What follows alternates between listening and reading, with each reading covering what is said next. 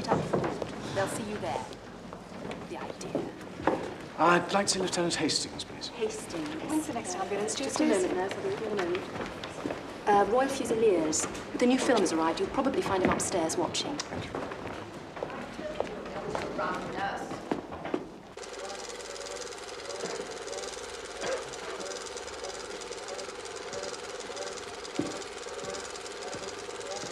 Excuse me, Lieutenant Hastings. There's a gentleman to see you. Right, thank you.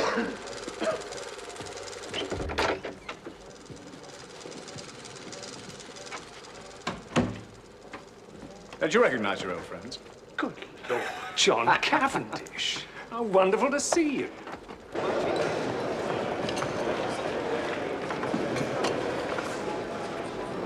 I tried to join up, but they said I was too ancient. What about your brother Lawrence? Is he practicing medicine yet? Well, he wasn't until the war. I don't know why he bothered to qualify. Then they made him go to work at the local hospital. He's still writing, though. Anything published? Stories, poems, bits and pieces in magazines. I suppose you heard Mother married again. Good heavens, no, I didn't know that. Some fellow turned up on the pretext of being Evie's second cousin or something. You remember Evie? Evie? Evie Howard. She's the mother's factotum companion, jack of all trades. Great sport, old Evie. Must have been after my time. Well, anyway, this fellow Inglethorpe turned up, and about a month later, the mater suddenly announced that she and Alfred were engaged. I mean, he must be 20 years younger than she is. Good Lord. Difficult situation for all of you. Difficult. It's damnable.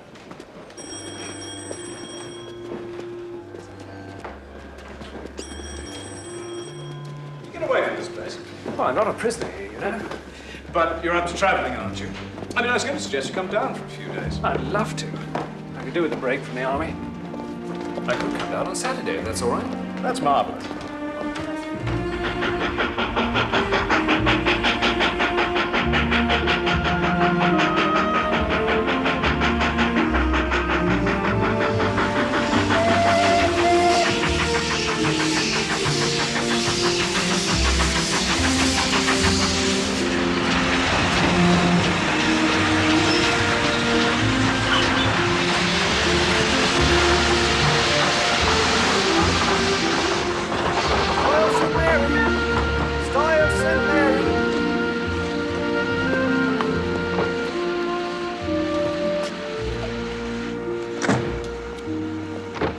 Hastings. John, good of you to be here. Go on. Still get a drop or two of petrol, you see, thanks to the Minister of Agriculture. You have to do a lot of driving? Quite a bit. I have to visit every farm within a 20-mile radius once a month. I wonder if we've got time to pick up Cynthia and Lawrence. No, they'll have started from the hospital by now. Is Cynthia your wife? No, Cynthia's a protégé of my mother's. The daughter of an old schoolfellow. She was left penniless, and my mother came to the rescue. She works in the same hospital as Lawrence and Malmesbury. Come on.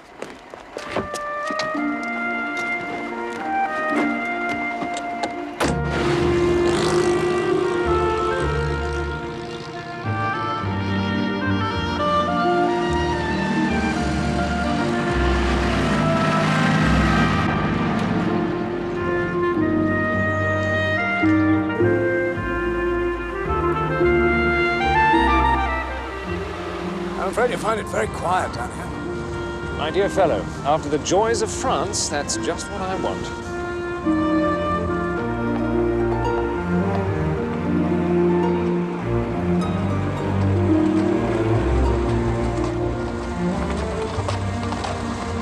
Is that one of your neighbors? Hmm? Girl on the horse. Beautiful girl.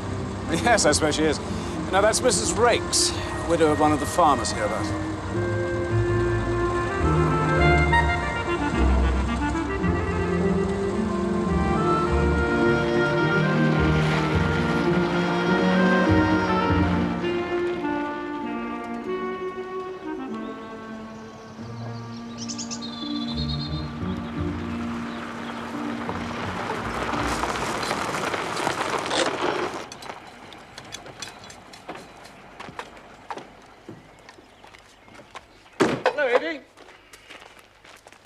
Yes, our wounded hero. And Hastings, Miss Hard. How do you do? Better be careful, Lieutenant Hastings, or I'll recruit you for the weeding. No, only too delighted. Don't be polite. You'll regret it later.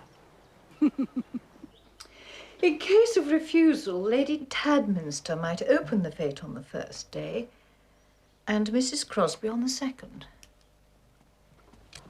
But what about the Duchess? Lieutenant Hastings has arrived, Mother.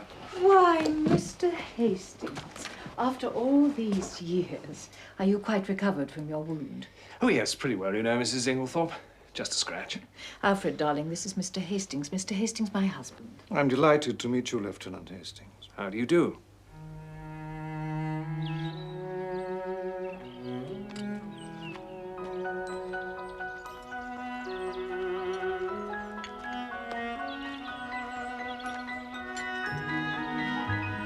Mary. Lieutenant Hastings.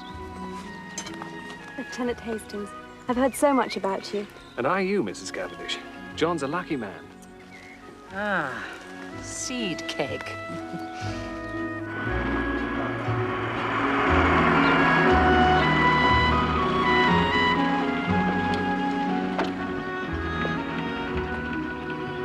Bye, Cynthia. Bye. Bye, Lawrence. Bye. We're late. Your mother hates us being late for tea. She just likes to get us all on parade. Emily? Oh, well, one keeps busy, you know. Comforts for the troops, armament drives. How many events have we got arranged over the next 3 months, Alfred? 3 bazaars and 2 fetes. Yes, and of course the sale of work. You know, my dear, I'm sure that cushion is damp. Oh. Allow me. Yes. That's better, dearest. Can't have you sitting on damp cushions, can we? You're so thoughtful, Alfred. Dash good seed cake. Thank you, Dorcas.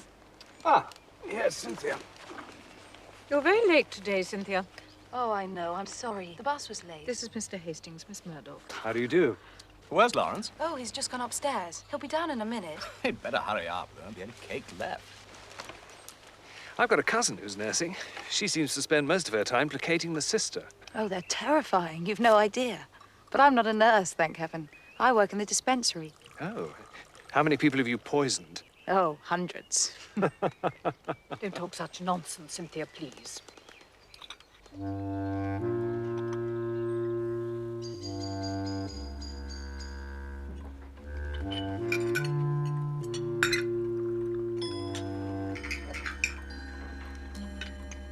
And what will you do after the war, Lieutenant Hastings?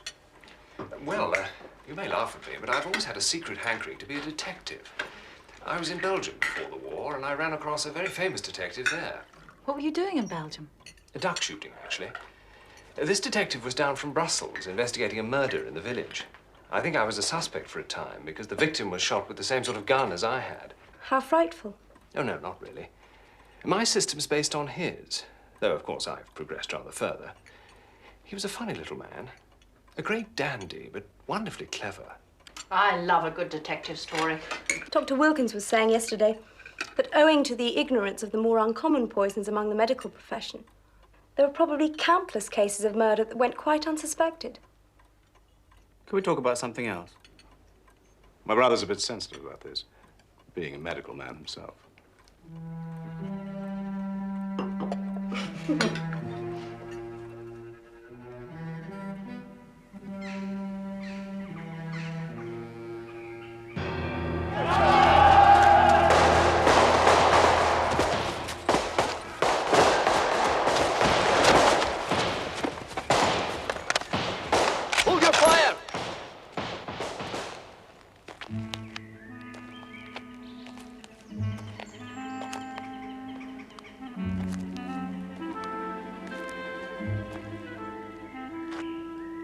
Another example of the English bucolic beliefs, Anagallis arvensis.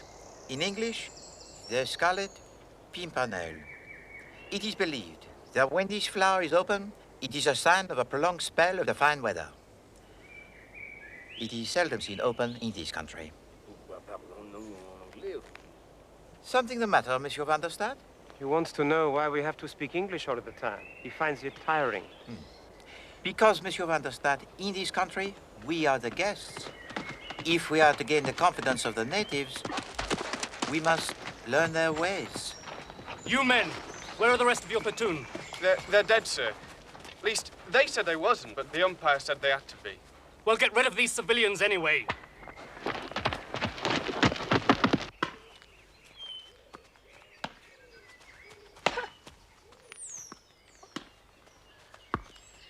Styles Court really is a glorious old place. Yes.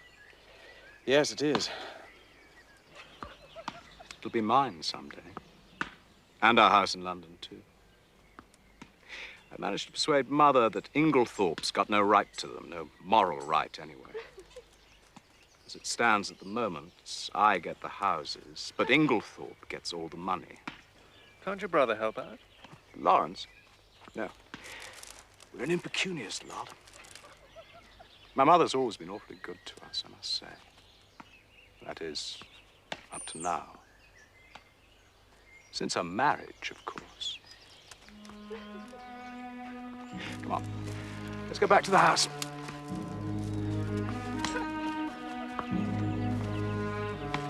Do you remember the song that the British soldiers taught us? Why don't we try and sing it together? It's a long way to Tipperary. It's a long way to go. It's a long way to Tipperary. Keep it tuned to the sweetest girl I know. Goodbye, Piccadilly. Ah, good afternoon, Monsieur Potter. Good afternoon, Dr. Whitney. Good afternoon, Monsieur. I see you have joined the cavalry, huh? Yes, I'm on my way home. It's the second time I've been killed in a month. I say, do you fancy a pint of beer, if there's any left? No, merci. I cannot yet bring myself to enjoy the English public house. All those bottles of the different size, all in the wrong order. Doesn't seem to bother your compatriots.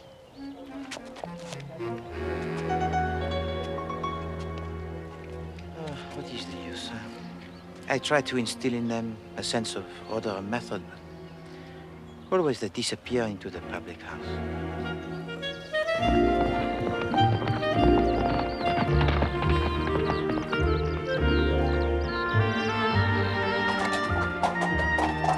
Jolly good horse. I thought they'd commandeered anything decent for military service. Agricultural use is one of the exemptions, fortunately. Ah. I hack round the estate nearly every day. There's really so little to do round here. You work on the land, though, don't you? Yes, that's frightfully early in the morning. I'm usually finished at the farm by midday. I wouldn't have thought it was woman's work. There's a war on. We've all got to do what we can. Well, the uniform looks jolly nice anyway. That cream-coloured overall. There. Good boy. Thank you. Lieutenant Hastings, your leg. I didn't think. Are you all right? No, it's fine now, really. I don't think I need this anymore. Here you are. Compliments to the British Army. I've never known it so hot in June before. What we need is a cool glass of lemonade. Lemonade? I haven't seen a lemon since 1914. Game of tennis later? Love to. Mary Hastings, come into my study for a moment, would you? What's the matter?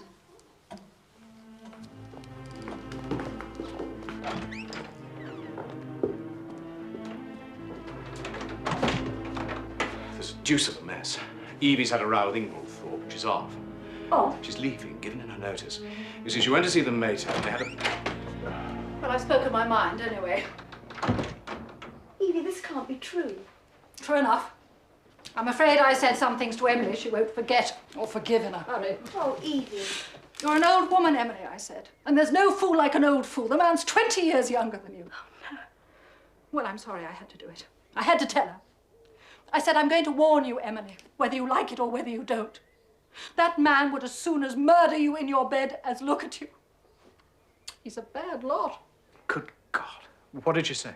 Oh, wicked calumnies, wicked lies, wicked woman, darling Alfred, etc., etc. Ended up by saying the sooner I left her house, the better. So I'm off.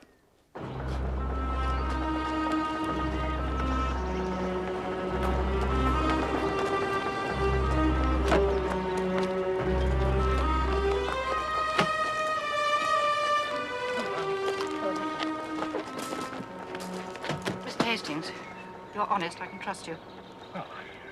Look after her, Mr. Hastings, my poor Emily. There are a lot of sharks, all of them. Of course, I'll do everything I can, Miss Hart. I only ask you to keep your eyes open.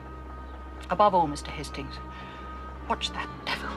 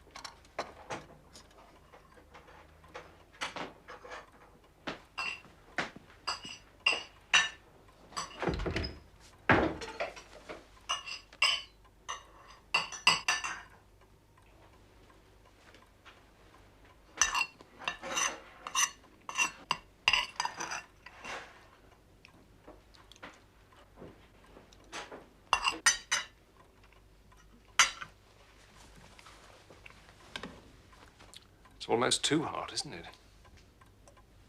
Too hot? I shouldn't be surprised if we had a thunderstorm.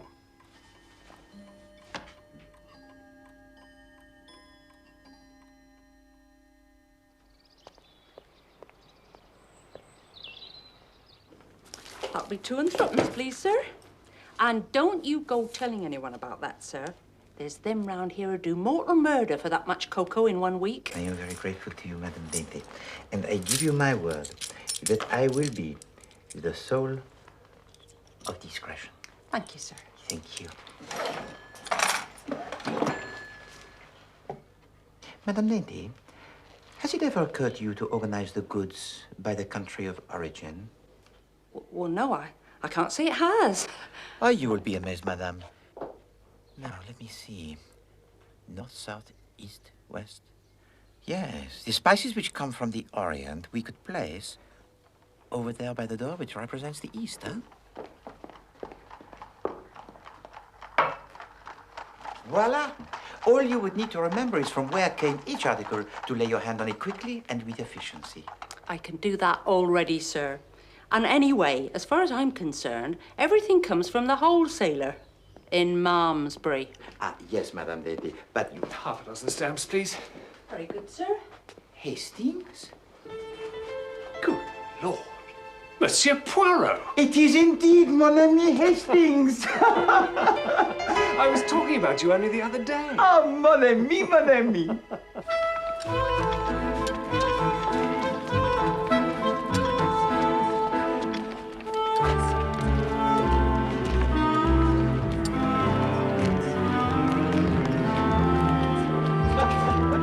This is my old friend, Monsieur Poirot. We haven't met for ages. We know Monsieur Poirot. I didn't know he was a friend of yours. Oh, well, it is only by the charity of Madame Inglethorpe, the mother to Monsieur Lawrence, that I am here. She has kindly extended her hospitality to, what, 7 of my country people who are refugees from our native land. En effet, she has provided us with a delightful house over there. You must come to the house. Oh, no, pardon. You must come to tea. Now, that is the proper English expression, no? Yes, very proper. Bon, I improve, huh? Excuse me. Oh, Monsieur Poirot. Oh. Madame Legs?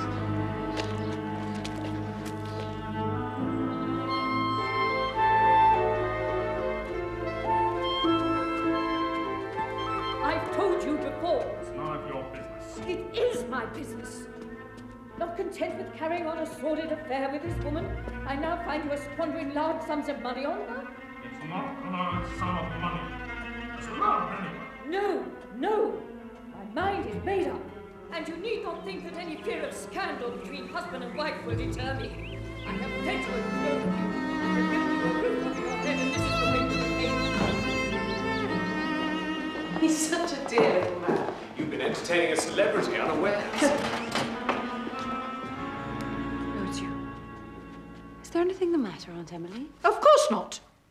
Oh, Dorcas, bring me some stamps, will you? Yes, you're looking awfully tired, didn't you ought to be resting? Yes. No, not now. I've some letters I must finish before post time. Have you lighted the fire in my bedroom? Yes. I'll go to bed directly after supper.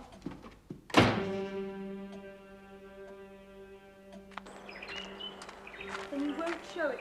My dear Mary, it has nothing to do with the matter. Show it to me then. I tell you, it is not what you imagine. It does not concern you in the least.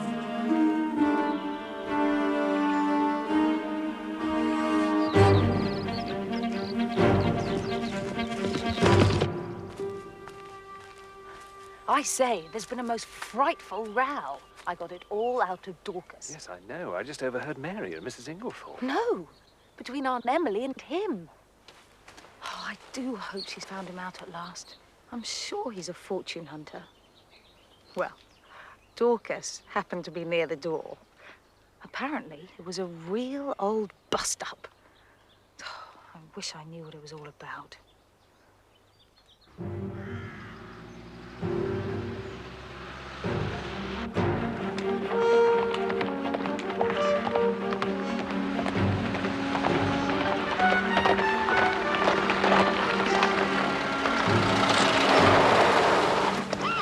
Where are you going? Just down to the village.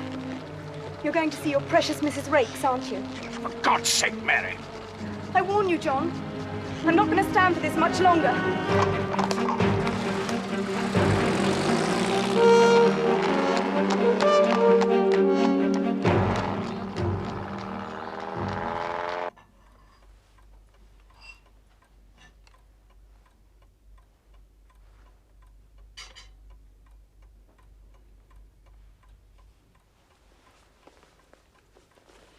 I'll have my coffee in my room. I still have some papers to see to.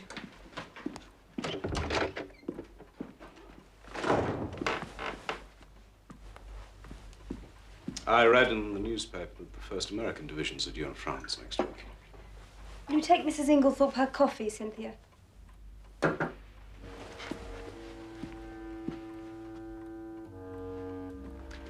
Shall we have our coffee in the drawing room?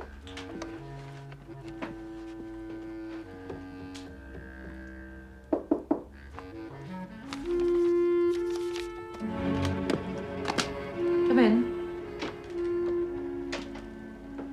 Put it by the bed, dear. I'm turning in soon, too. I'm exhausted. I'll take some sleeping powders. Just light the lamp before you go. Yes. It'll be dark soon.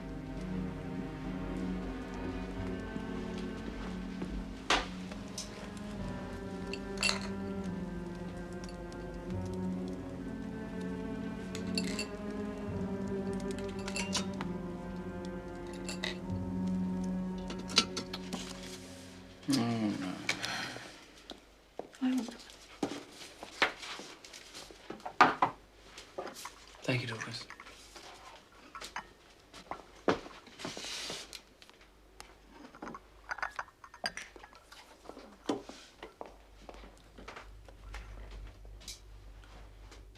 I have to go down to the village to see our agent about those estate accounts. And no one needs it up for me. I'll take the latchkey.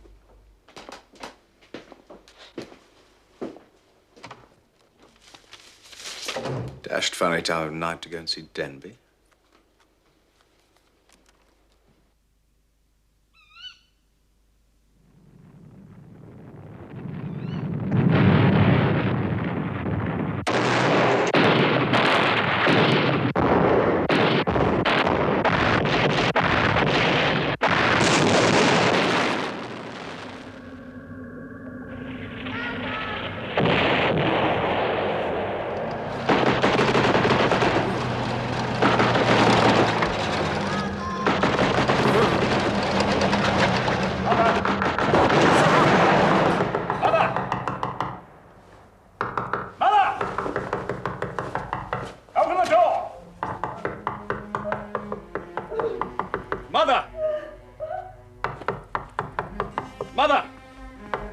Open the door!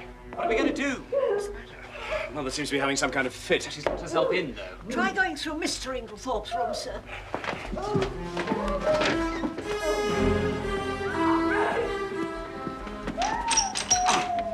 locked. I'll have to try and break the door down. Beth, go and get Dr. Wilkins at once. There's a door on the other side. You said it was Usually bolted, sir. well, try.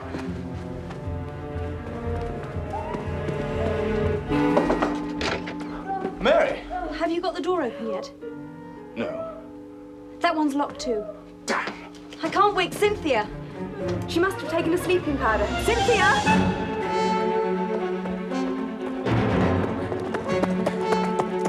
Try here. 1, 2, 3. Once more. 1, 2, 3.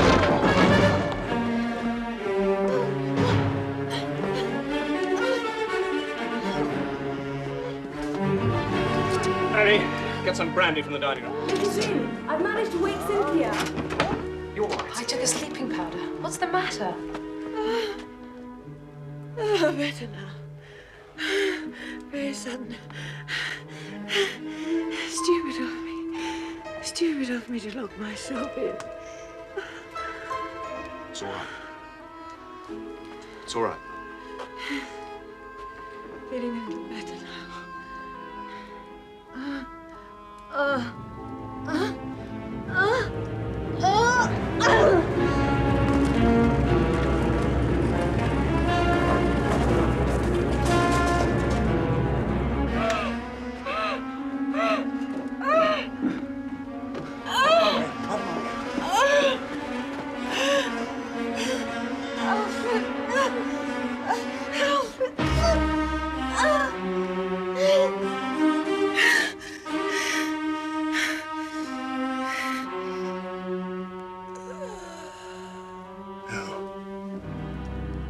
She dead?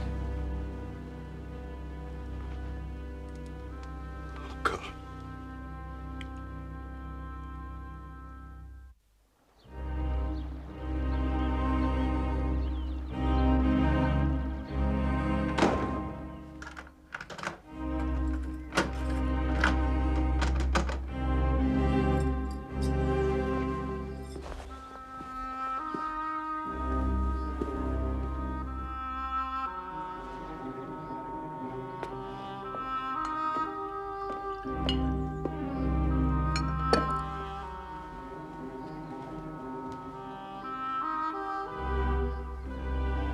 Where is Mr. Inglethorpe?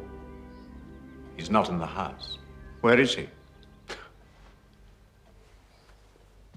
Mr. Cavendish, I would like your consent to a post-mortem, then. But that's not necessary. Surely it was a heart attack. Oh, no, I'm sorry. Mrs. Inglethorpe showed classic symptoms of strychnine poisoning. That can't be.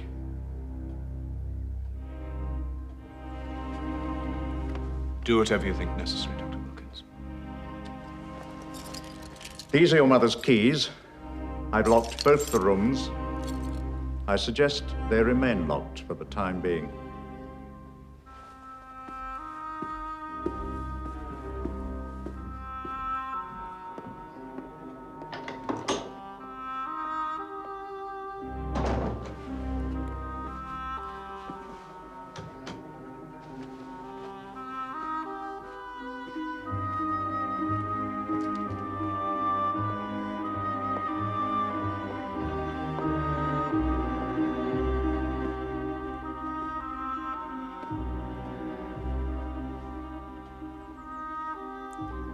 You remember my speaking of my friend Poirot, the Belgian in the village? The one who used to be a detective. Yes. I want you to let me call him in to investigate this business. This is all rubbish, you know. Wilkins has got a bee in his bonnet about poisons. Poisons are his hobby, so of course he sees them everywhere. I'm inclined to give Hastings a free hand, Lawrence. Though I should prefer to wait a bit. We don't want unnecessary scandal. No. You need have no worry about that. Poirot is discretion itself. All right. No, John. I'm sorry, Lawrence.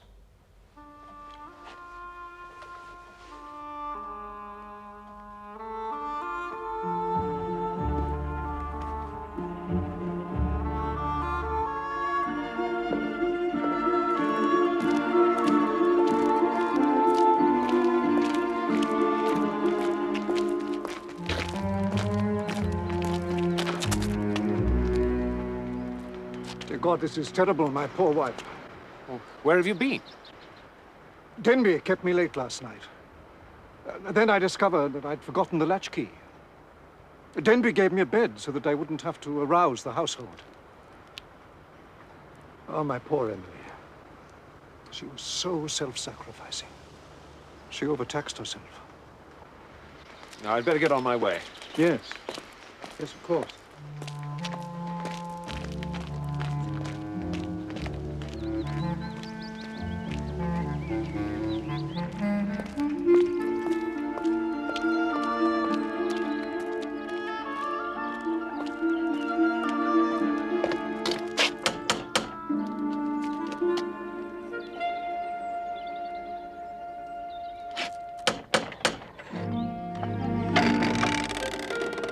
Oui? Monsieur Poirot, good morning. Ah, Hastings. You rise early? Mrs. Inglethorpe is dead. One moment.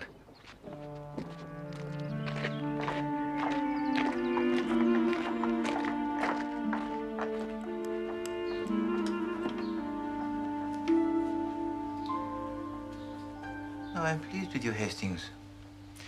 You have a good memory and have given to me faithfully the facts. But of the order in which you present them, I say nothing. Truly, it is deplorable. No, but I make allowances. You are upset. Later, when you are calmer, we will arrange the facts neatly, each in his proper place. And those of importance we will place on one side, and those of no importance, we blow them away. But whatever allowances I make, I cannot escape the fact that you have omitted one piece of evidence of the paramount importance. Oh, what's that? You did not say to me if Madame Inglethorpe ate well last night. Oh, well, as far as I can remember, she hardly ate at all. She was obviously upset, and it had taken away her appetite. I see. Yeah?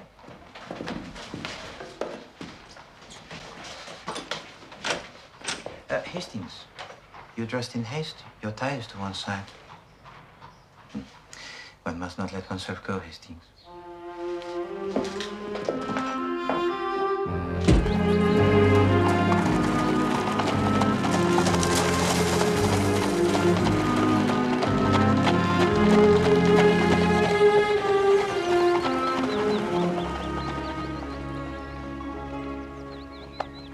Why did you want to know if Mrs. Inglethorpe ate well last night?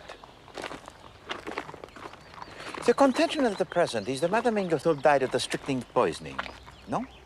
It looked like it to me. Bon. At what time did Madame Inglethorpe retire for the night? Oh, very early, about 8 o'clock.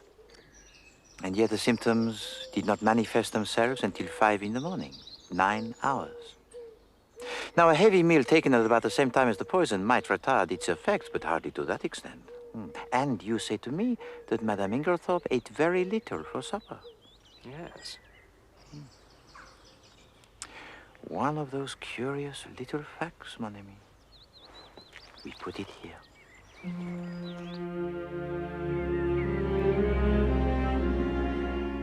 This is a very dreadful business, Monsieur Poirot. Hastings has explained that we're anxious to avoid publicity.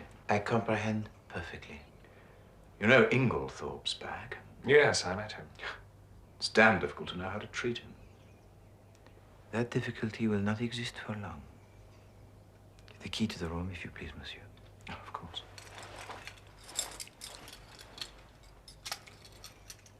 Merci.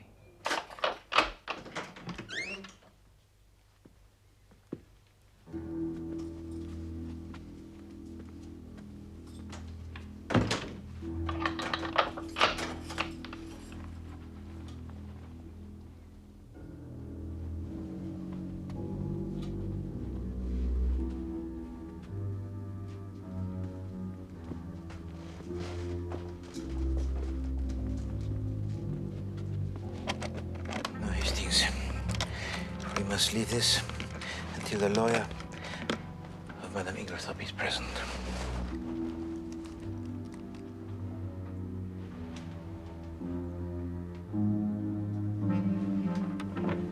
This goes through to Cynthia's room.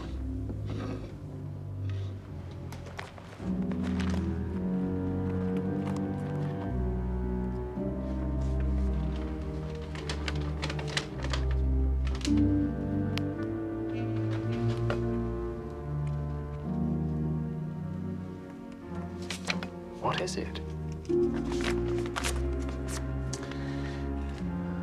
We shall see.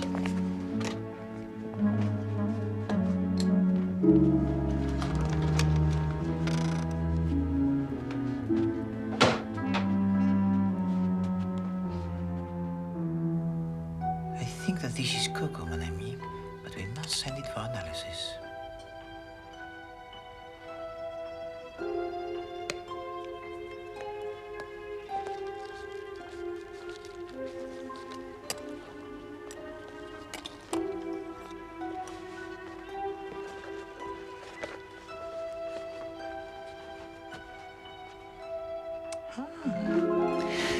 Regarde, mon ami. The chimney piece of the lamp is broken in 2 places only, and yet the coffee cup next to it is ground almost to the powder. I suppose somebody must have stepped on it. Yes, mon ami. Somebody must have stepped on that coffee cup and ground it almost to the powder. And the reason that they did so was either because it contained the strychnine or, which is far more serious, because it did not contain the strychnine. I wonder what is that?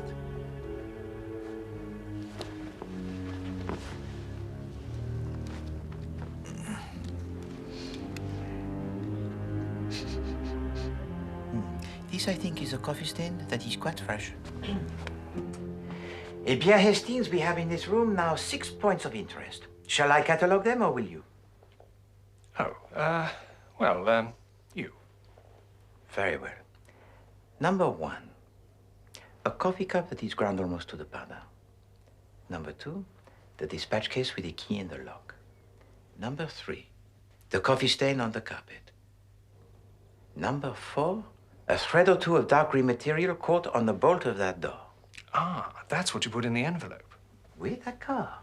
And number 5, this. What is it? Candle grease, my friend. It must have dropped to the floor since yesterday, otherwise the good housemaid would have removed it. Lawrence Cavendish brought a candle into the room this morning. He seemed very agitated. He seemed to see something over there that absolutely paralyzed him. At the door, do you think? No, at the fireplace. No, that is most interesting, mon ami. But his candle, it is pink, and that candle grease over there, it is white. And the 6th point? No, the 6th point I prefer to keep to myself at the present. Alors, there is nothing more to do here, I think. Unless... a bedroom fire in midsummer, Hastings?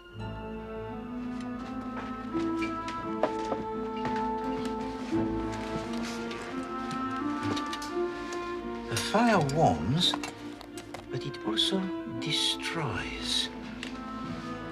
There might be... Ah! Voila! What do you think of that, mon ami? Very thick paper. Much thicker than ordinary writing paper. And? A will. This could be a fragment of a will. That could be will and testament. Exactement. Just as I expected. Tell me, mademoiselle, did your mistress have in her wardrobe a dress that is dark green? No, sir. Does anyone in the house possess a dress that is dark green? No, sir. Not that I know of. Very well. We will leave that and pass on. I would like to ask you, if I may, 1 or 2 questions about the afternoon of yesterday. Yes, sir. Your mistress, she had a quarrel? I don't know that I ought... My good Dorcas, Madame Ingerthorpe lies dead, and it is necessary that we must know all if we are to avenge her. Amen to that, sir.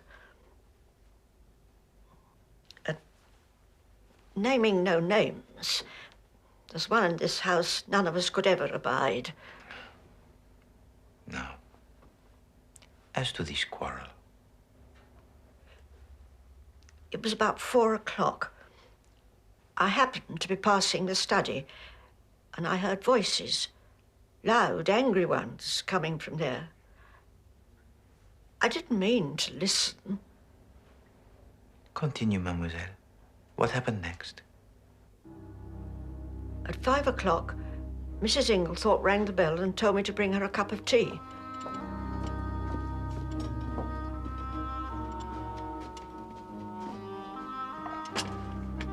She looked dreadful, sir. Your tea, Mum? I've had a great shock, Dorcas. I'm sorry for that, Mum. I don't know what to do. Scandal between a husband and wife is a dreadful thing. These few words and everything's changed. Never trust a man, Dorcas. They're not worth it.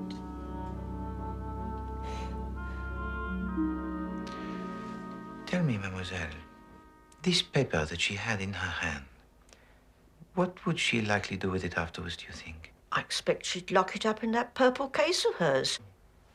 If it was important. I see. Tell me, mademoiselle, do you think it likely that your mistress would have taken a sleeping powder last night? Not last night, sir. I know she didn't. She took the last dose of her tonic, but she never took a sleeping powder. How is it that you are so positive? The box was empty, sir. She took the last one 2 days ago, and she didn't have any more made up.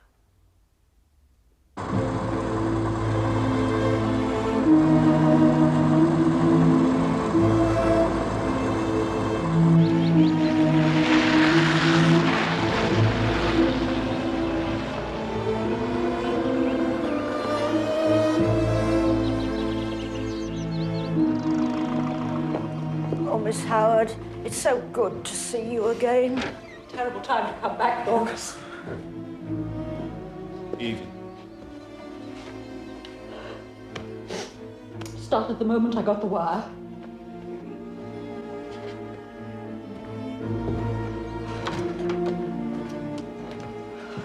Dorcas will make us some tea.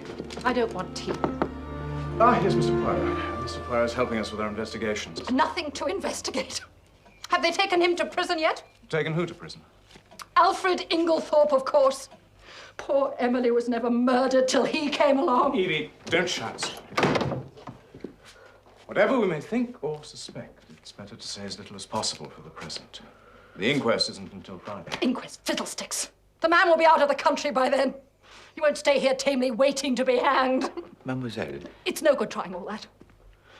Mr. Alfred Inglethorpe is going to hang, even if I have to drag him to the gallows myself.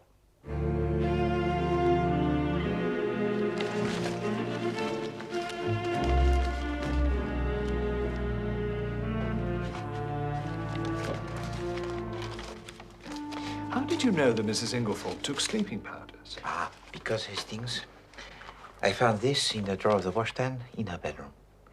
It was this that was the number 6 of my catalogue. But if the last powder was taken 2 days ago, it can't be that important. Probably not.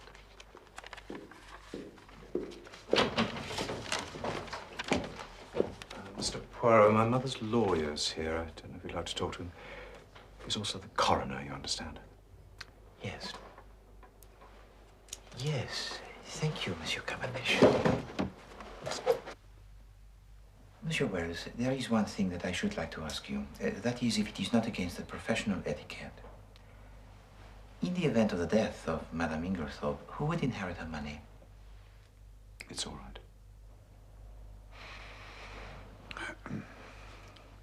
By her last will, dated 2 months ago, she left this and her house in London to her eldest son, Mr. John Cavendish. The remainder of her fortune goes to Mr. Inglethorpe. Yeah, and suppose that unknown to you, she made a new will. It's always possible, of course. There was a new will. What? Where is it now? Burnt.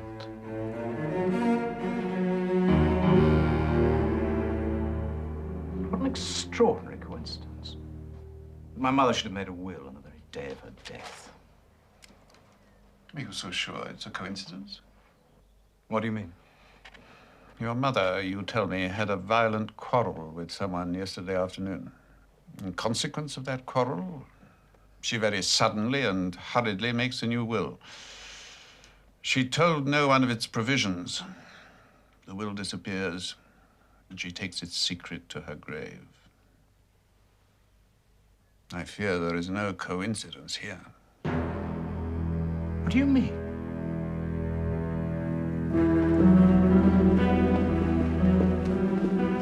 You've got the keys still, haven't you, Mr. Poirot?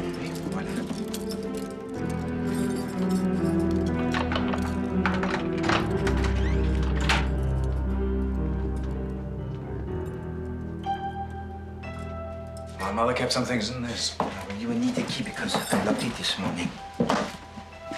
It's not locked now. Milton, c'est impossible. But I have had the key in my pocket for all of the day. Oh, voilà une affaire. This lock, it has been forced.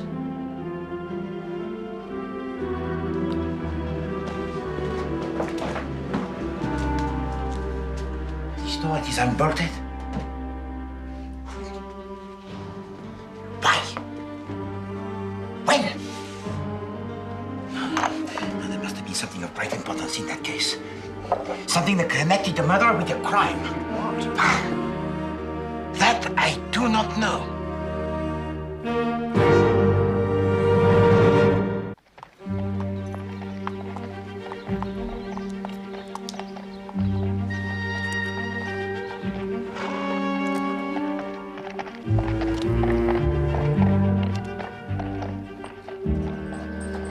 An intriguing case, this, mon ami, do you not think?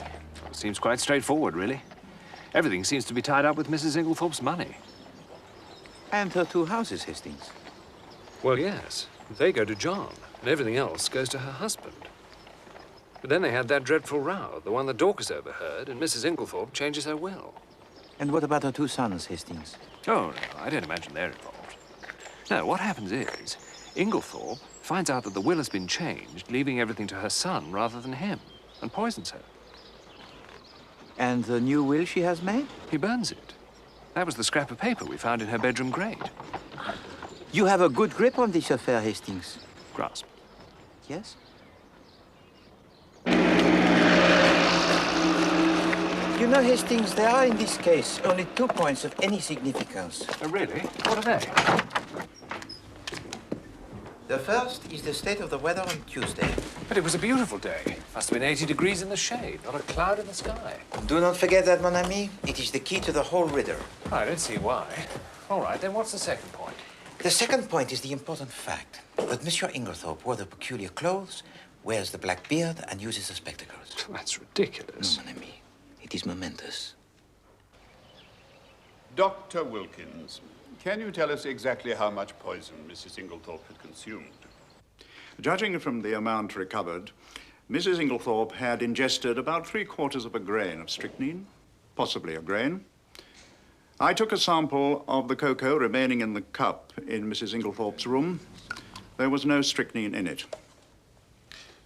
Then you consider it more likely that the drug was administered in her after-dinner coffee, and that, for some reason unknown, its action was delayed? Yes. But the coffee cup was so completely smashed, there was no possibility of analyzing its contents. It seems to me that my mother's death may be accounted for by natural means. Really? Well, my mother was, for some time before her death, taking a tonic containing strychnine. That was dealt with in previous evidence. But is it not possible that she may have taken an overdose of the medicine by accident? I think not, Mr. Cavendish. The maid, Dorcas, has already told us she had only 1 dose left on the day before her death. I should be obliged if you would tell us all you overheard of the quarrel the day before Mrs. Inglethorpe's death. I overheard? Yes. I understand you were sitting, reading on a bench outside the open window of the study. Is that not so? Yes. Will you repeat what you overheard of the quarrel? I really don't remember hearing anything. Do you mean to say you did not hear voices? Well, yes. I heard the voices, but I didn't hear what they said. Not one stray word or phrase? Yes, I remember. Mrs. Inglethorpe said something.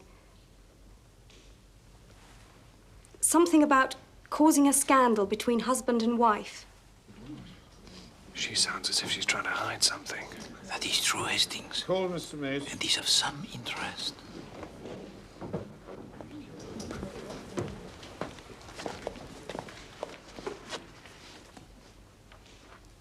I swear by Almighty God that the evidence I shall give shall be the truth, the whole truth, and nothing but the truth.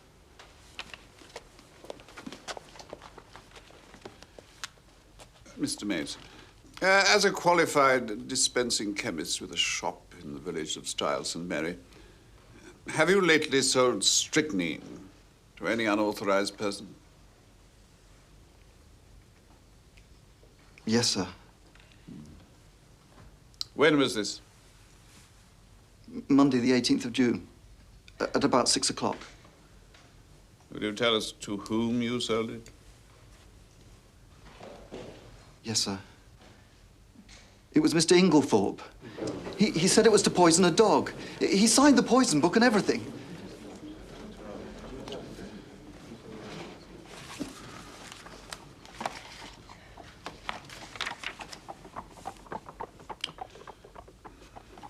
Very well.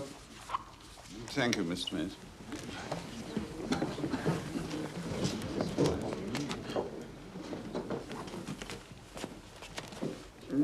Call Mr. Alfred Inglethorpe.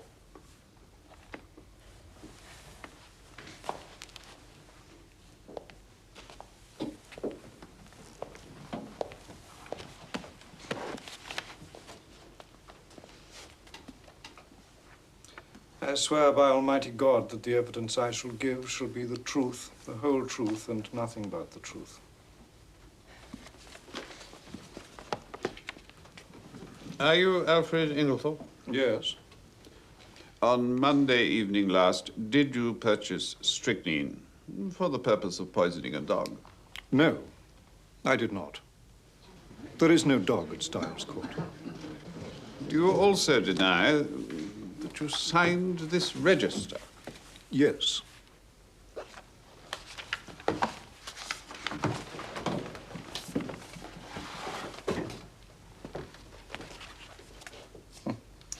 That is not my signature. I see. Would you mind telling us, Mr. Inglethorpe, where you were on the evening of Monday, June the 18th? I don't recall. Were you in company with anyone? No. I'm to take it, then, that you decline to say where you were at the time that Mr. Mace positively recognized you as entering the shop to purchase strychnine. If you like to take it that way, yes. Does he want to be arrested? You had a discussion with your wife on Tuesday afternoon. Pardon me. You are misinformed. I had no quarrel with my dear wife. I was absent from the house the entire afternoon. Have you anyone who can testify to that? You have my word. There are two witnesses who have sworn to having overheard your disagreement with Mrs. Inglethorpe. Then those witnesses are mistaken. Very well. Thank you, Mr. Inglethorpe. That will be all for now.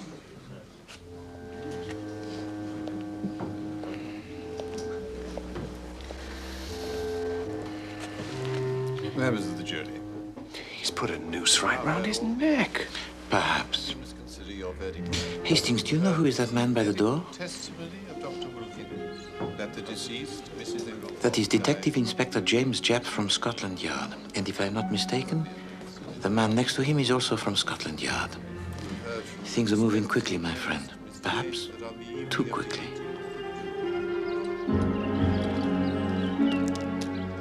Gentlemen of the jury, how do you find?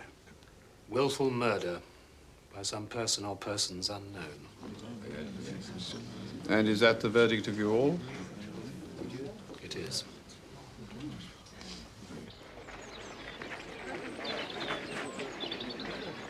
Mon Dieu, I had some warm moments in the court, Hastings. I did not figure to myself that the man would be so pig-headed as to refuse to say anything at all. I can't understand why the jury didn't name Inglethorpe. You surely can't still believe he's innocent. Why not, mon ami? Nothing has changed. Ah. I see you do not remember me, Inspector Japp. Well, if it isn't Monsieur Poirot. This is Superintendent Summerhay. You've heard me speak of Monsieur Poirot, sir? That's the Abercrombie forgery case, wasn't it, just before the war? That's right, sir. Monsieur Poirot caught our villain for us in Antwerp. What are you doing in England, Poirot? Well, the Boche has made my own country temporarily uninhabitable by their presence, Inspector. But I would like you to meet my friend, Lieutenant Hastings. How do you do? How do you do? Excuse us. Well, one need hardly ask the reason for your presence here, Inspector. No, pretty clear case, I should say. There I differ from you. The evidence I heard at the inquest, Mr. Inglethorpe murdered his wife as sure as I'm standing here. Well, I don't know, sir. Me and Monsieur Poirot met before, and there's no man's judgment I'd sooner take than his. If I'm not greatly mistaken, he's got something up his sleeve. Well, I will tell you this. If you arrest Monsieur Alfred Inglethorpe, it will bring you no kudos. The case against him will be dismissed comme ça. I'd take your word, but there's others above me might not. Me, for one. Alfred Inglethorpe must not be arrested, Superintendent. That I have sworn.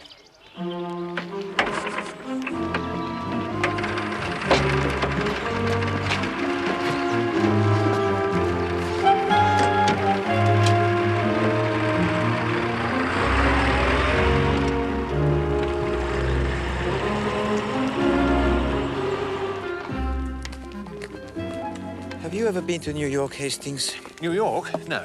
No. It is a beautiful city. Beautiful. There, each street is at right angles to each avenue, and each avenue is numbered nicely, first, second, third, fourth. Man is in command there. But here, how does one live with the fact that, au fond, nature is untidy, uncontrolled, anarchic, inefficient? But that's what I like about it.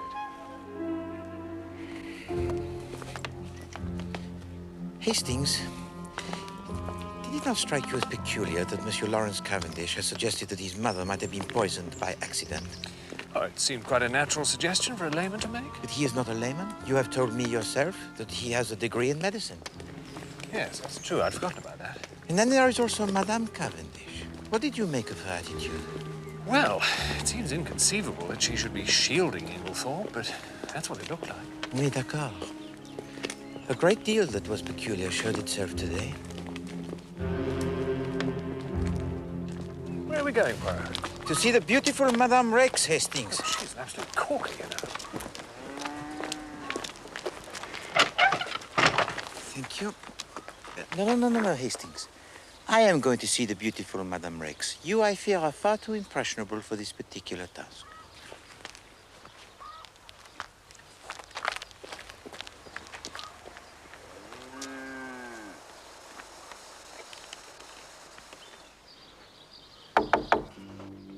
Who's that?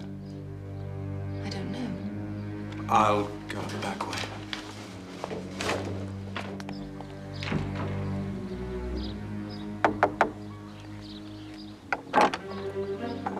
Bonjour, Madame Rex.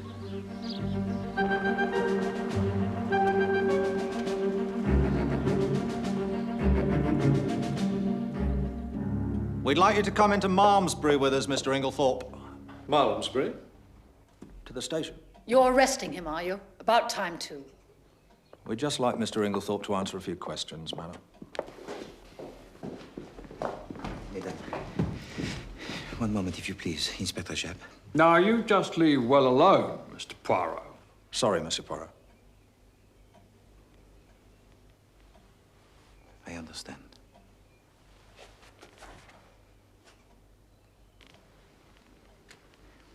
Superintendent, I beg of you to allow me to ask to Monsieur Inglethorpe just one question. Go on, then. Thank you, Superintendent. Monsieur Inglethorpe, do you still refuse to say where you were at 6 o'clock on Monday afternoon? Speak. Very well. Then I must speak for you. You? How can you? I speak. Listen. I, Hercule Poirot, affirm that the man who bought the strychnine poison on Monday afternoon at 6 o'clock was not Alfred Inglethorpe. For at 6 o'clock on that day, Monsieur Alfred Inglethorpe was at Tadminster.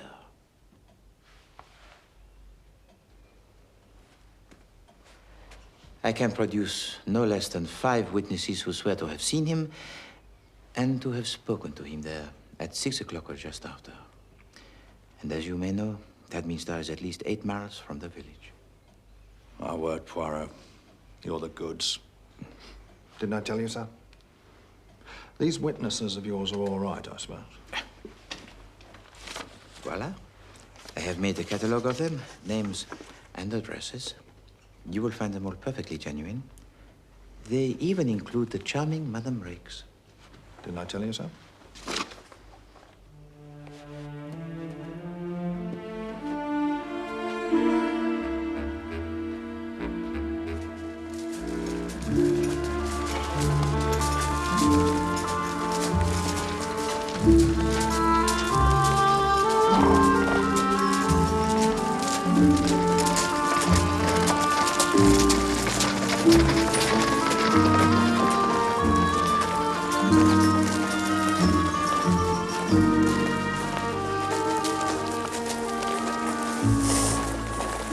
So, we're back to square one, then? Well, not quite, mon ami. We now know there is one person who did not buy the poison. Eh bien, we have cleared away the clues manufactured. Now, for the real ones.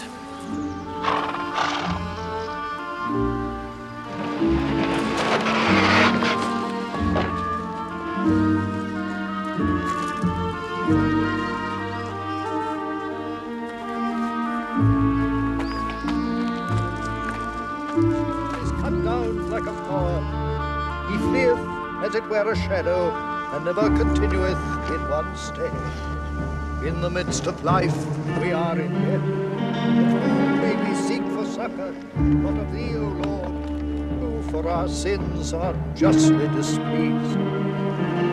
Yet, O Lord God most holy, O Lord most mighty, deliver us not into the bitter pains of eternal death.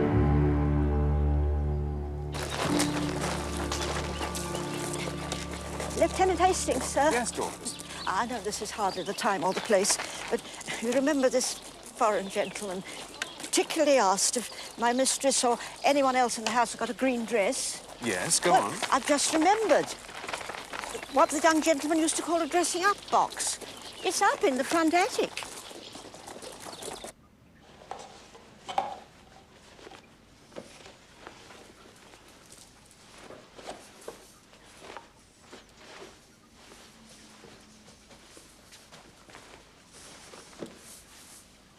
This is green. No, it is too dark. Good Lord. Huh?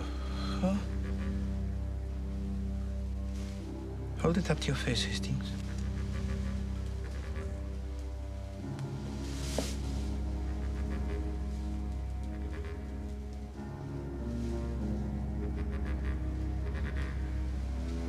Do you think it's the one? I do. It is trimmed exactly to the same shape as the beard of Monsieur Inglethorpe. The question is, who put it there? Someone with a great deal of intelligence, Hastings. He chose to hide it in the one place where his presence would not be remarked. But we must be even more intelligent. We must be so intelligent that he does not suspect us of being intelligent at all. Absolutely. And there you will be invaluable, mon ami. Come.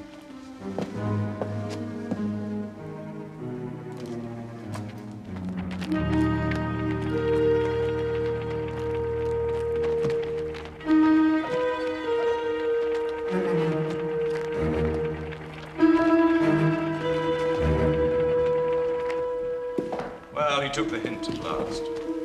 Come on. He's moved out. Gone to the hotel at Malmesbury.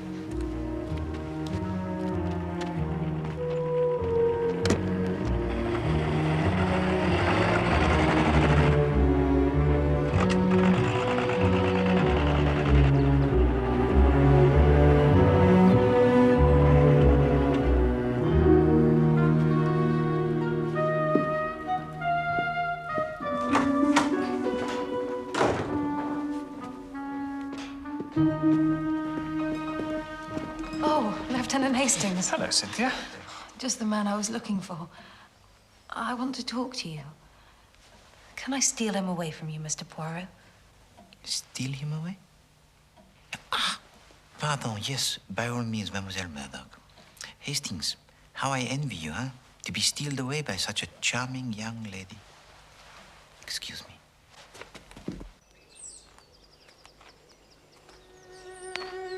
What do you want to talk about? Oh, let's sit down first, shall we? Oh, right.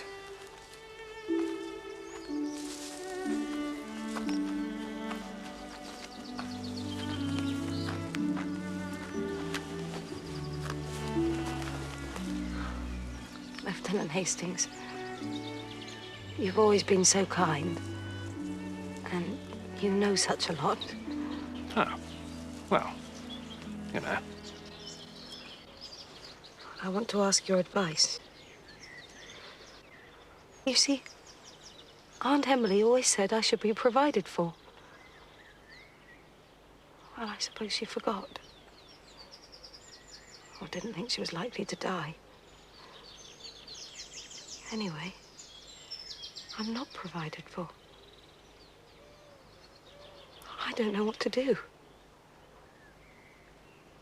Do you think I ought to go away from here? Oh, good heavens, no. They don't want to part with you, I'm sure. Well, Mary does.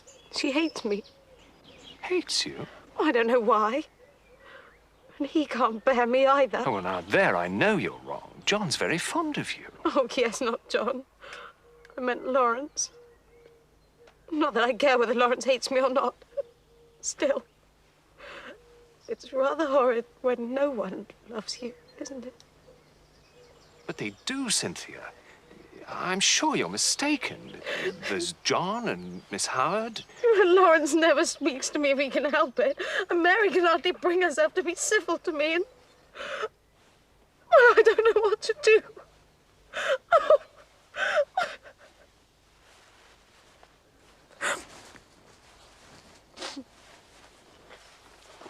Marry me, Cynthia. Oh, don't be silly. I'm not being silly. I'm asking you to do me the honor of becoming my wife. Oh, that's perfectly sweet of you. I don't see there's anything to laugh at.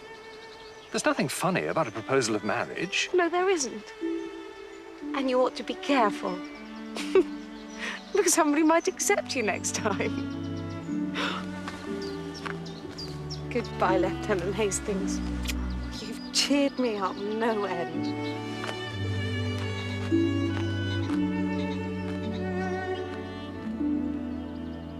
I don't know. Perhaps I just don't understand women or something. No, I'm just joking, of course. It's Inspector Sharp.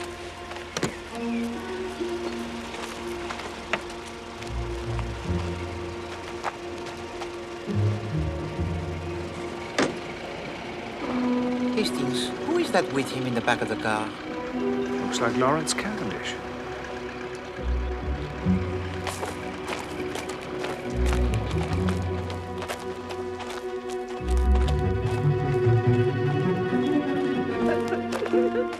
What's the matter, Dorcas? Those wicked detectives. They've arrested Mr. Cavendish. Arrested Lawrence? No, not Mr. Lawrence. Mr. John.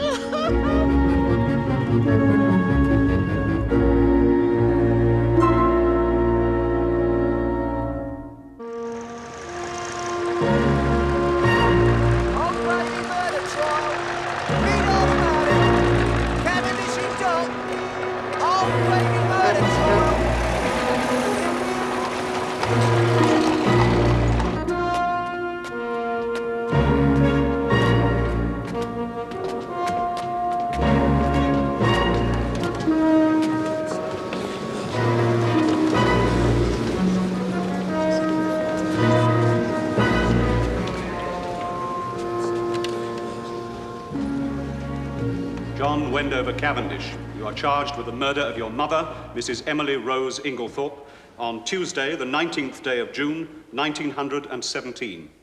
How do you plead? Not guilty. Members of the jury, as you all know, willful murder is a hanging matter. And the murder which you will hear described is a most horrible, premeditated, and cold-blooded one. The poisoning of a fond and trusting woman by her own son. The accused and his wife lived in some luxury at his mother's house, Styles Court. Entirely supported by her, Mrs. Inglethorpe had been their kind and generous benefactress. I will call witnesses to show how the prisoner was at the end of his financial tether. You will also hear how the accused had been carrying on an intrigue with a certain Mrs. Rix, a local farmer's widow, and how he had plotted to get his mother to make a will in his favor, and how, when he believed that she had changed that will, he murdered her and destroyed the new one. You will hear... I cannot bring myself to listen to any more of this, Hastings. It sounds very bad, n'est-ce pas? It'll probably sound better when the defense gets going. I don't know how Mary Cavendish can bear to sit there. Ah, well, she is one of those women who show at their best in adversity. Her jealousy and her pride of... Jealousy? Oh, yes. Have you not yet realized, Hastings, that Madame Cavendish is a woman of unusual jealousy? You overheard the fragment of conversation that she had with her mother-in-law? When she demanded that Madame Inglethorpe show to her something? Yes. Madame Cavendish believed that the letter her mother-in-law was concealing was proof of the infidelity of her husband, John. But she was wrong, Hastings. There was no such letter.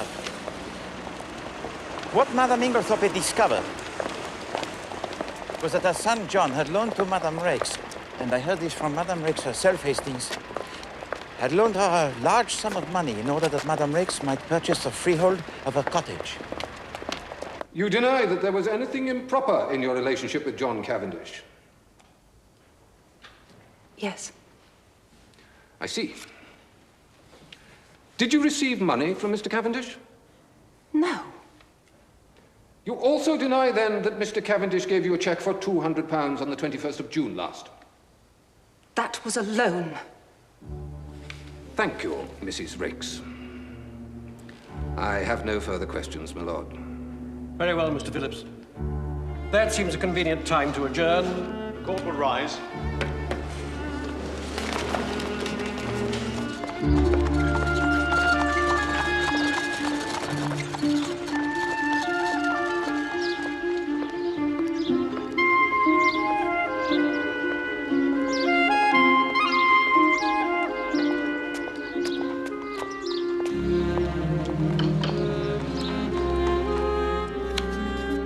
Is this your first time in London, Poirot?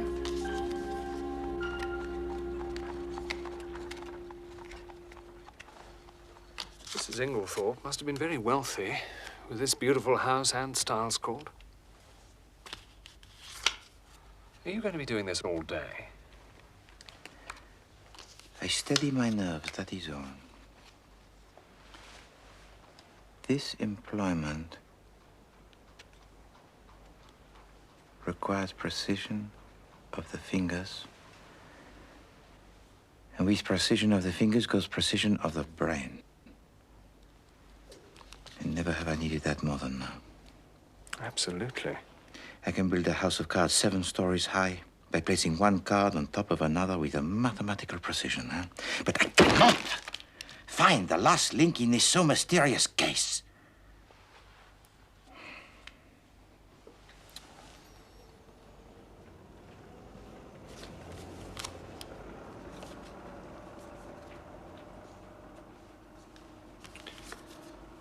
Well, you've got a steady hand, Poirot, I must say.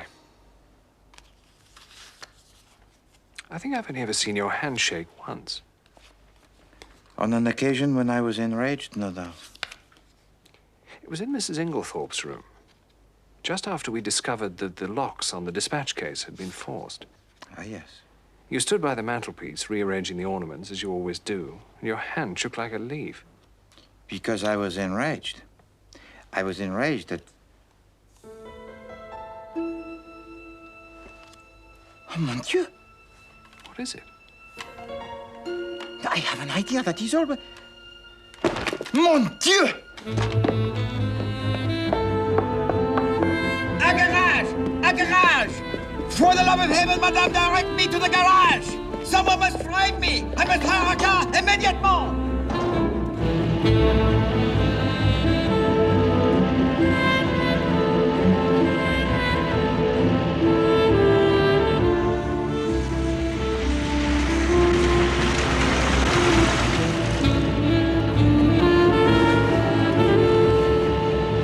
Can you go no faster, driver? Not unless you want us to have an accident, sir. No. Just as you please. You know best.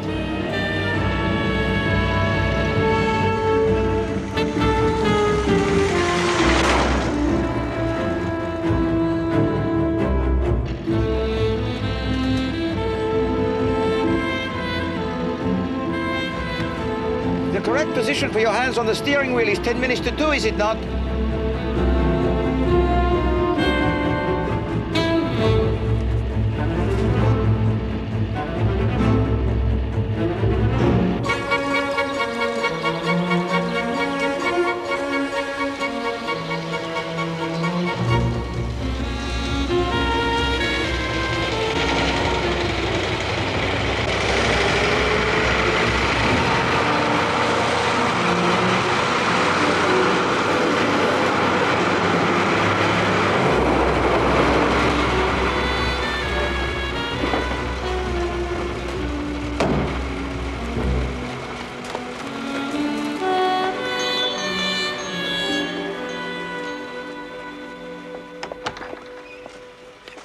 Mademoiselle Docas.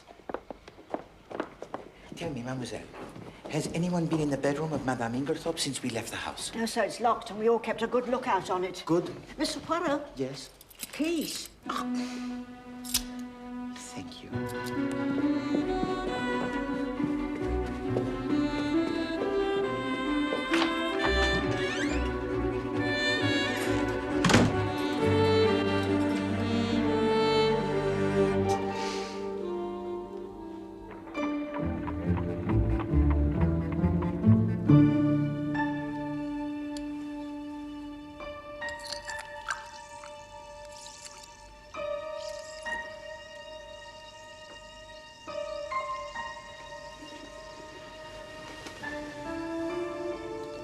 See? Already the strychnine is beginning to precipitate and fall to the bottom. In a few hours, it'll form colorless crystals. Which remain at the bottom of the liquid? Which remain at the bottom of the liquid.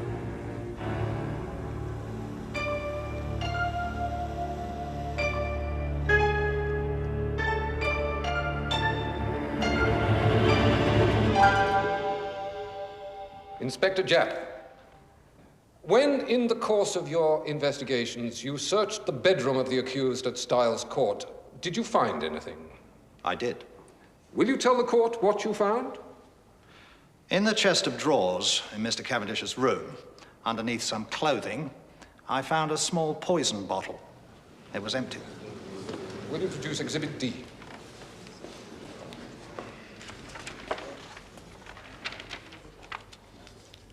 Is this the bottle? Yes, sir. Did you have the bottle examined? I did. It was examined by the laboratory at Scotland Yard and was found to contain traces of strychnine.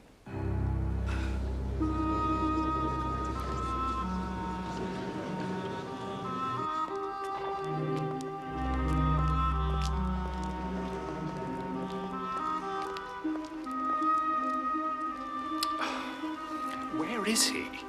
He telephoned earlier to say he'd be back in London this evening. He asked me to arrange for everyone to be here. What did he mean? I don't know. Oh, it really is too bad of him. Here he is now.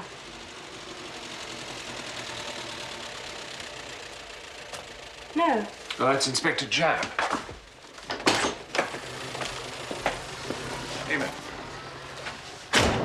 Where's Poirot? Oh, we don't know. He ran off this afternoon.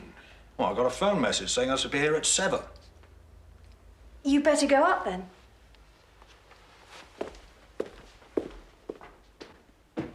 I haven't had my tea yet, you know.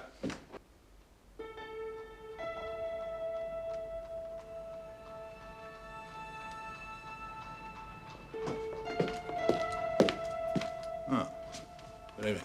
May I ask what's going on? You may ask, madam. If you get any reply, you might let me know.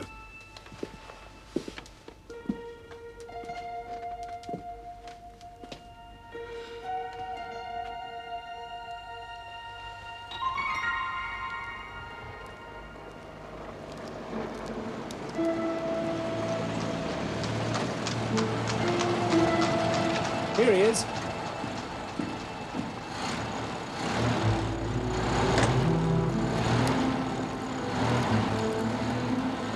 What on earth is he doing? Seems to be getting a driver, a driving lesson.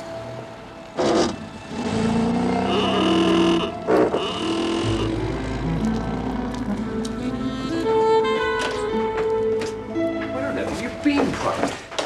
Good evening, Hastings. Good evening, Madame Cavendish. We are assembled, yes?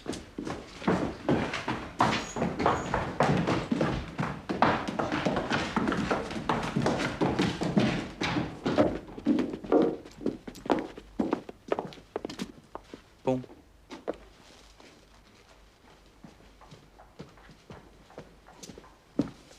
Please. We are all assembled, yes? With one exception. Pardon, but I must ask you all to wait a few moments longer for the arrival of Monsieur Inglethorpe. If that man comes into the house, I leave it. Oh, no, Mademoiselle Howard, you must not do this. Remember, Mademoiselle, that this is for the sake of your dear friend, the late Madame Inglethorpe.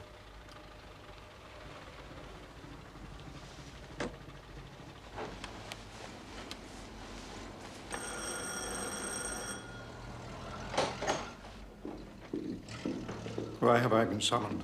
What's going on? Wish I knew, old boy.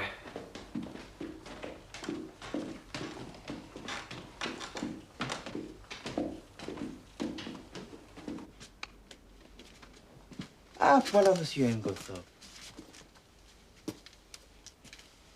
Asseyez-vous, monsieur.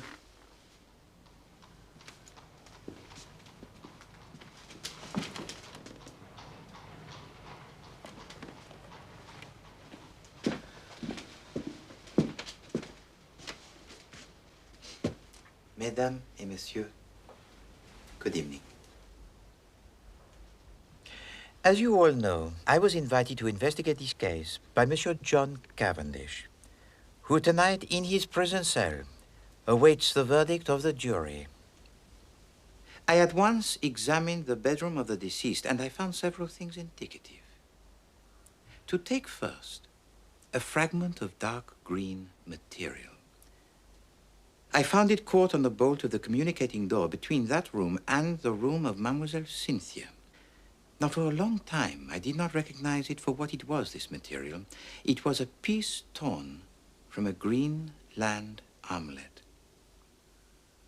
At Styles, there was only one person who worked on the land, Madame Cavendish.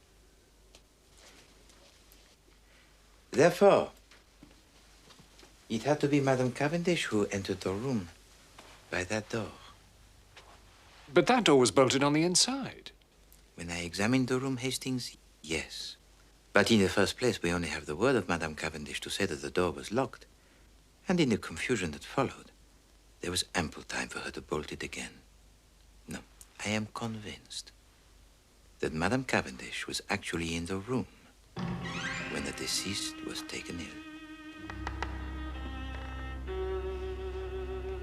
Her reasons for entering the bedroom of Madame Inglethorpe are to do with her terrible jealousy.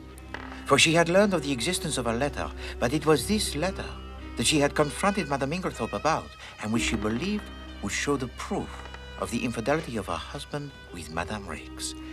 At that moment, she was quite literally mad with her jealousy, mad enough to creep into the bedroom of her mother-in-law in order to retrieve that paper.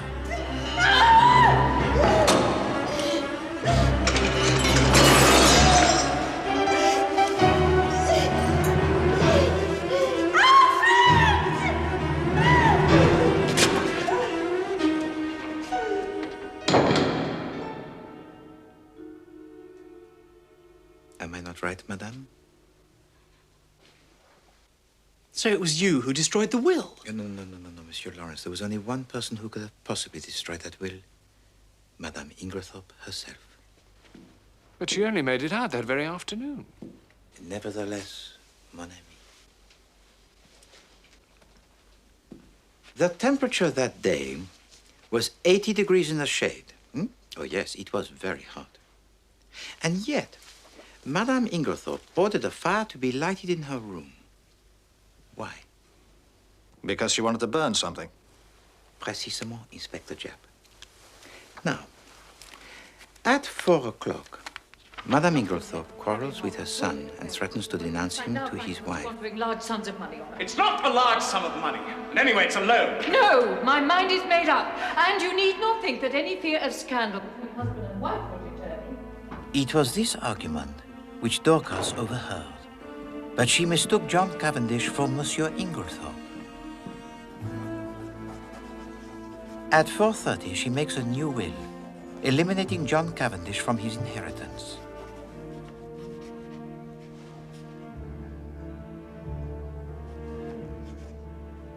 Now I must conjecture, but I believe my conjecture to be correct. She writes a letter to her lawyer, Monsieur Wells, asking him to call on her to finalize the new will. She finds she has no stamps in her desk. So she goes to the desk of her husband to see if he has any stamps. It is locked.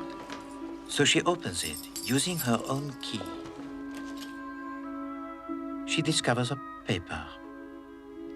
That very paper that Madame Cavendish believed to be the written proof of the infidelity of her husband, John, but was in fact far more serious.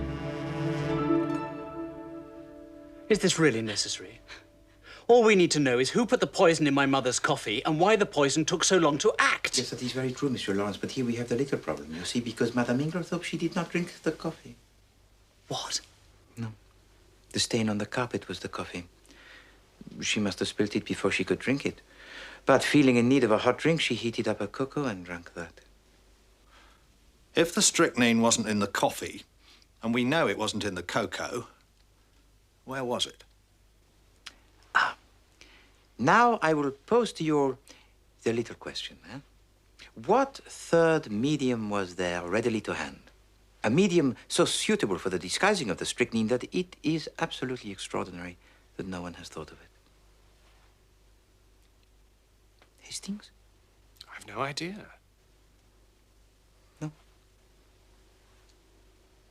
No. Inspector Japp. Her medicine. Somebody put strychnine in her tonic. No, there was no need, Hastings. It was already there. The strychnine that poisoned Madame Inglethorpe was the same strychnine prescribed quite legitimately by Dr. Wilkins. The addition of bromide to a solution containing strychnine precipitates all the strychnine into colorless crystals which fall to the bottom of the mixture. It is likely that the last dose is fatal. Someone added her sleeping powders to her tonic. Yes, Inspector. But the last link in the chain was a paper one, huh? But it was not a will. You see, our murderer wrote a letter. And that letter accepted there was nothing to connect the murderer with the crime. But Madame Inglethorpe found the letter, locked it in her dispatch case, and took it to her room. It became essential that that letter should be retrieved. Without it, certain doom faced our murderer. But I had already locked the briefcase of Madame Inglethorpe on the morning of her death. At the very moment of trying to retrieve the letter, I was approaching the room with Monsieur John Cavendish and Monsieur Wells, the lawyer. He's going to do more harm than... Desperately, the murderer looks for somewhere to conceal it. But there is no way in the room of destroying the letter. In a moment, the letter is torn into 3 long strips, You've got the keys still. rolled into the spills, and placed amongst the other spills on the mantelpiece. The murderer then unbolts the door to the room of Mademoiselle Cynthia and gets away. My mother kept some things. And there, mes amis, they remained until they were found by Poirot. Oh, yes. The little grey cells have done well today.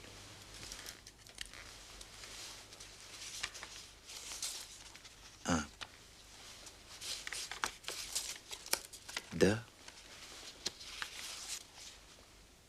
trois.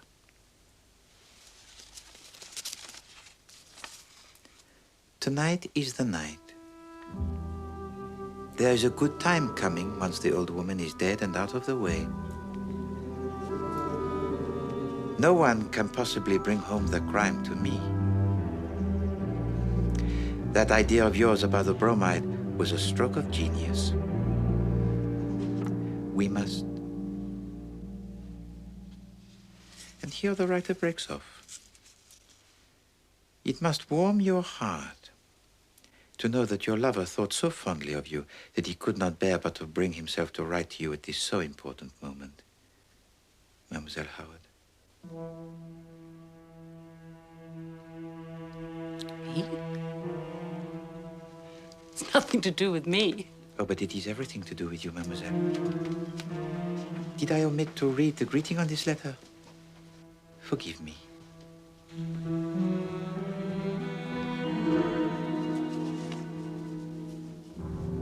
My dearest Evelyn.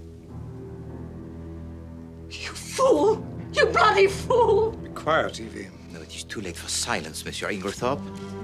The handwriting on this letter shouts your guilt. You are a heartless murderer. How dare you? How dare you make such an accusation? Oh, Monsieur Inglethorpe, you do disappoint me.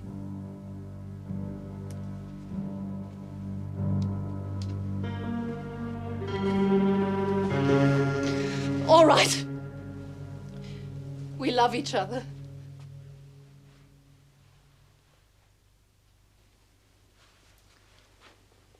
Take them away, Inspector Japp. Do you think we were going to sit and wait for the old bitch to die? We deserve the money anyway. And I'm not sorry. I'm not the least little bit sorry. Mr. Inglethorpe, madam.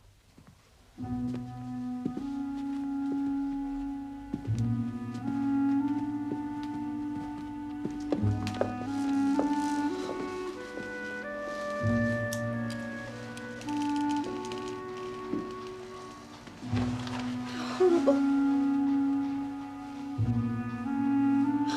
How horrible. But why did he keep the letter? Ah, he never finished writing it, you see, mon ami. Possibly Madame Inglethorpe returned early, interrupted him, and caught in the act, he hastily shuts and locks his desk.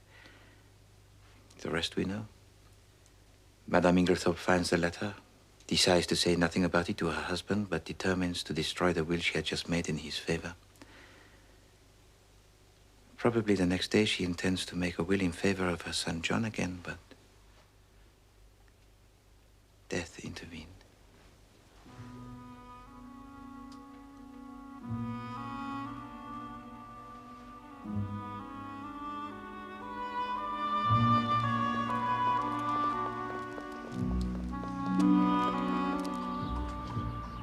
I can't tell you how awful it's been, Monsieur Poirot. I've had the worst 6 weeks of my life. I never for one moment believed you did it. Inspector Japp and the whole of Scotland Yard believed it, Hastings. Poor mother. It's all over now. It's a good thing we had Monsieur Poirot.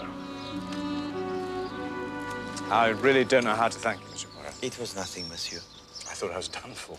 You must learn to have faith in Poirot. Monsieur Poirot. Madame. Come on, John. I want to hear everything about it.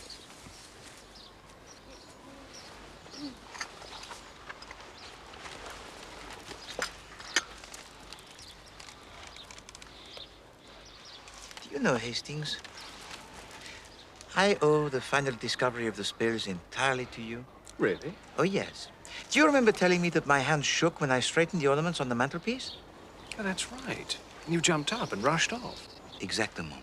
I remember that when you and I were together in the room of Madame Ingerthorpe, that I already straightened the ornaments. Oui.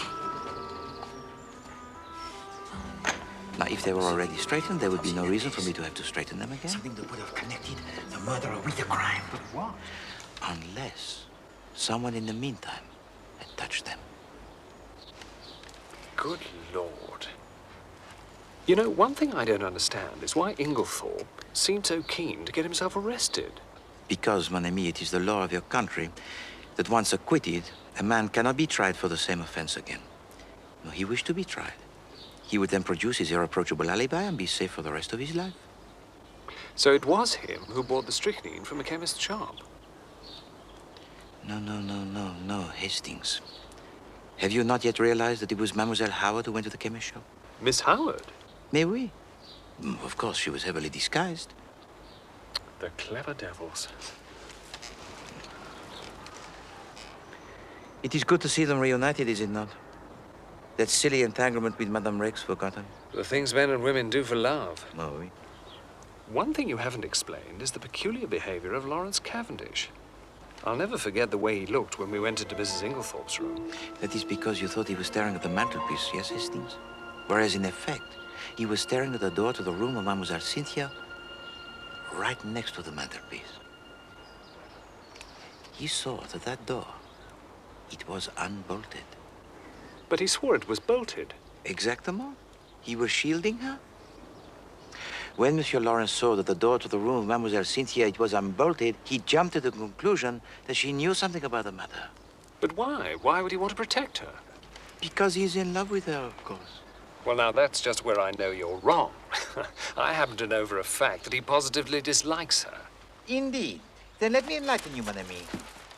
He succeeded in crushing the coffee cup beneath his feet because, Hastings, he remembered that it was, in fact, Mademoiselle Cynthia who took up the coffee for Madame Inglethorpe on the previous night. Now, from that moment, he quite uselessly and quite strenuously upheld the theory of death by natural causes. Well, I know you're wrong about this, Poirot. Mr. Poirot! Lieutenant Hastings!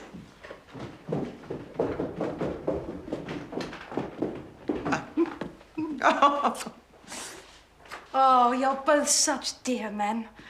Well, we want to tell you something. We? You are both to be offered congratulations, is that not so?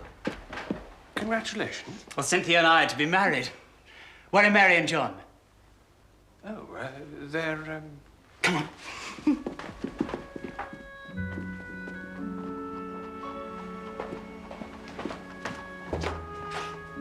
Hastings.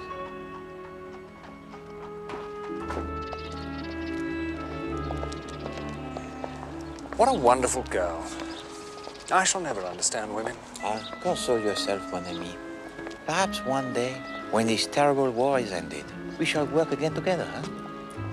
And Poirot will explain all to you.